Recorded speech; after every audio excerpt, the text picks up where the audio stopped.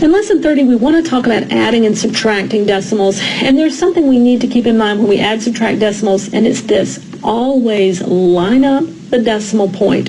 Other than that, it's add as usual and carry the decimal point straight down. Take example 1. We would say 3.6 plus 4.1. I've written them vertically because nobody in their right mind adds horizontally, so let's look at it vertically. I've lined up the decimal points, I place it in my answer, and then I just add the digits as normal. 6 plus 1 is 7, and 3 plus 4 is 7. The answer is 7.7.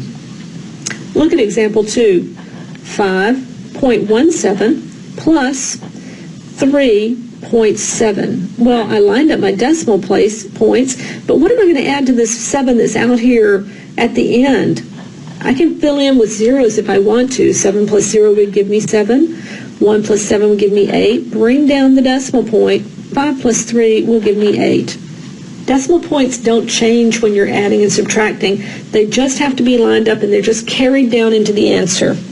Example 3, we've got 24.6 plus 2.39 plus 0.0678. We don't need those leading zeros in front of the decimal. If you don't, you can write them if you want, but you really don't have to. Now, everything above these other numbers, we could fill in with zeros. It's important that you do line up your numbers very carefully, so zeros might help you do that. I'm going to draw my equal sign. I'm going to say 0 plus 0 plus 8 is 8. 0 plus 0 plus 7 is 7. 0 plus 9 plus 6 is 15. Carry my 1. 6 plus 1 is 7. Plus 3 is 10. Put my decimal point down. Carry my 1. 1 plus 4 is 5. Plus 2 is 7. And 2 plus nothing is 2. So 27.0578 is our answer.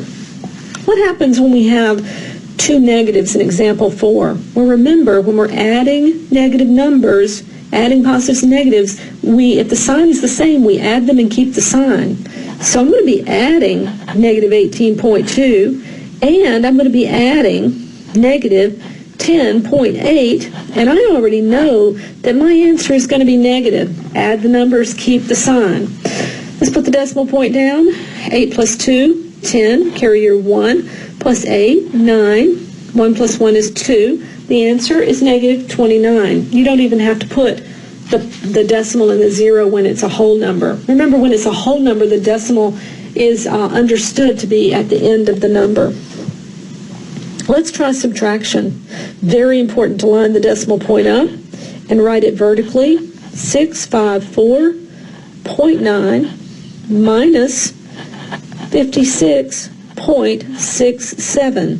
Now, what am I going to subtract this 7 from? Well, I can put a 0 there. I'll go ahead and put my decimal in my answer, and then I can just ignore it. I have to borrow to subtract 7 from 0, so I'll borrow from this 9, and it's 10 minus 7 is 3. 8 minus 6 is 2. The decimal's already there. I can't subtract from the 4, so I'll borrow from this 5. Now I have 14 minus 6, which is 8. And I have to borrow again because I can't really subtract 5 from 4. So I'll borrow and make that 14 minus 5. It gives me a 9. And 5 minus nothing, or 0, is 598.23. Example 6, the number is 28. Where's the decimal? Well, if it's not listed, it's right here, following the number. So we have to have 28 point, and we're going to subtract 3.3. I'm going to fill in with a 0 up here. I'm going to borrow from my 8 to get 10. Minus 3 is 7. Place my decimal. 7 minus 3 is 4. 2 minus nothing is 24.7.